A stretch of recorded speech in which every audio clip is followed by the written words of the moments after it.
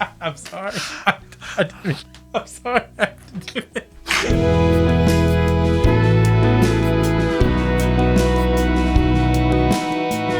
Hey y'all, so today this is my friend Ethan, who is a super awesome guy who also loves Star Wars. He brought something really cool today. He brought a Soyuz Launcher, which is essentially like an inline active preamp you can put in front of any microphone you want to either enhance the sound or just boost the sound. They make other products like this, like the SE Dynamite, obviously Cloud Lifter. What's the company that makes anyway? The Cloud Lifter? Oh, I don't even know. Is it just? I think that they're Cloud Lifter. I think that's their that's what they do. I think you're right, dude. Because they make several products. They make one that's bigger, right? Too.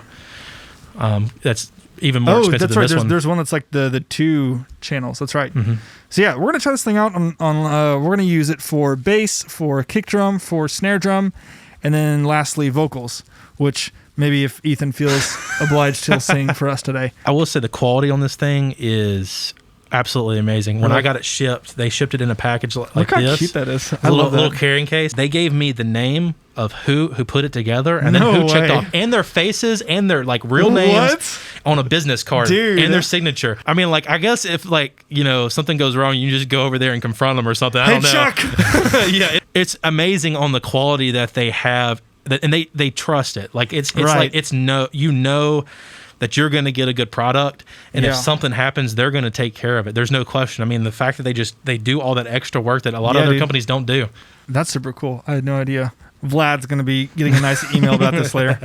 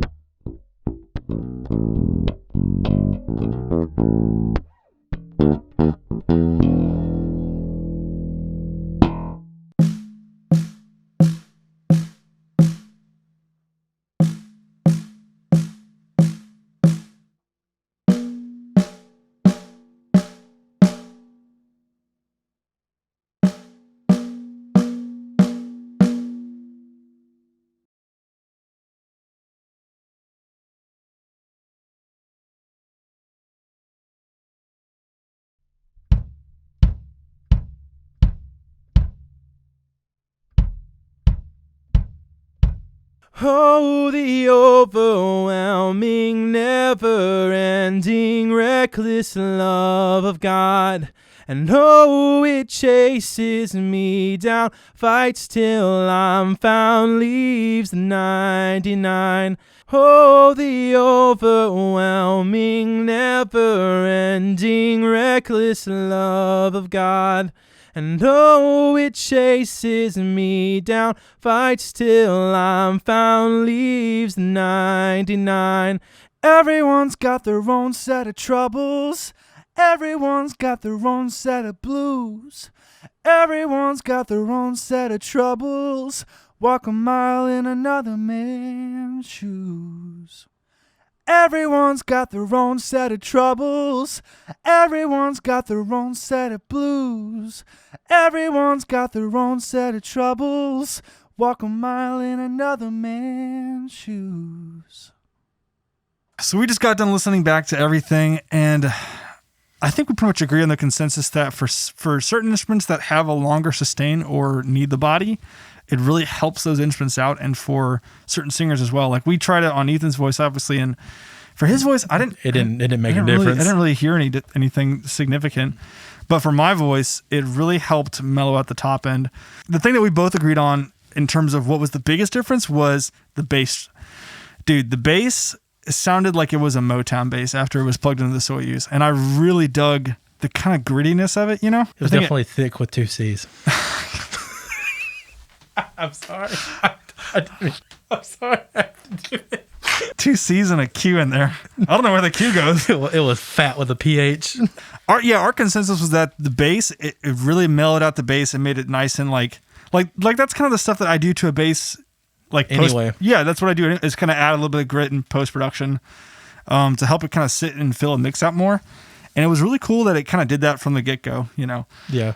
In the kick drum, I also felt like it added some, a little bit of grit and saturation, which was nice. But my thought behind that is for certain genres, that's not what you want, though. Yeah. I think it works for a lot of stuff. Some things you want articulation, and then some things you want that oomph of more body. Yeah, and I think for, like, this kick drum is 18 inches. It's pretty tiny. But I think for a kick drum like this, it served it better than it would if it was a bigger kick drum, personally. But also, like, most folks don't use an 18-inch kick drum in their studio like I do. Yeah, which is, you know, not ideal. But I'd be curious to hear on a bigger kick. And I think for the snare too, I heard a little bit of change in the snare, but to me it wasn't so significant that I would say this is a do or die. Like I need to have this kind of thing. You know what I mean? In all real reality, if you don't have really good hearing for ear training and stuff, like me, like I mean seriously, like I couldn't tell the difference. Right. So unless you're really like, I mean, you can hear really, really well, you may not even notice a difference. True that. Yeah. Or if you have good hearing, but you haven't trained yourself to hear these things. For sure. That's another thought too, man, is that a lot of folks do have good hearing, but they're not sure what to listen for. Overall, I think if I were a full-time bassist and I wanted to know that my bass is going to sound consistent from studio to studio, I would 100% buy this. Absolutely. And as well as maybe like a radio DI to go along with it and everything, just to have that consistency. Yeah. Now, I will say this, even though it may not have added anything on vocals, on sometimes, you know, it may be hit or miss. It's kind of one of those things where it still does offer you the gain. So at least it does something for you. Yeah. The sound and the character is just a little bit of an added benefit. Like an SM7B paired with, if I was making demos or doing stuff like remotely. Oh yeah. And I had an SM7B, I had this and a Soyuz Launcher, I'd be all over it, dude. And I'm sure also if you are podcasting, a lot of times when you eat that microphone, that proximity effect, it may actually help boost that character too and give you just true. It can always give you something that no one else has. That's true. I didn't think about that. But I think overall it is a unique piece of equipment that is designed to fill a specific need. And one of the things I was telling Brennan earlier, I'm going to try to use it on every track somehow, some way. Oh, yeah. And see what the layered effect is, because it could create some kind of glue that gives my studio a specific sound, you know, to some extent. Yeah, I agree. That's a really good point, is that if you have something that has character, even though it's adding this much character over the course of 30 tracks, dude, that's got to be a pretty significant difference at that point. Yeah. You know? I've even thought before, like I have the little radiator by Sound Toys. That's just a killer plugin.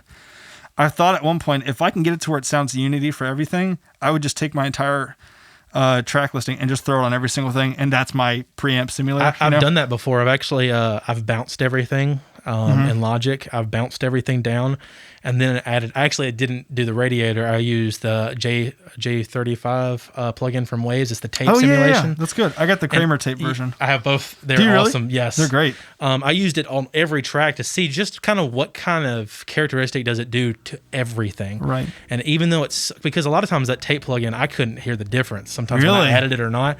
Sometimes, like if I did it too extreme, you would notice the distortion. Oh yeah. But I wouldn't necessarily notice that subtleness. Yeah. But when I had it very subtle on everything, you could tell there was a difference, and it wasn't a volume boost. It was literally a character boost. Yeah. It was thicker. It was warmer. You could hear that it was a little punchier sometimes. It was just a good.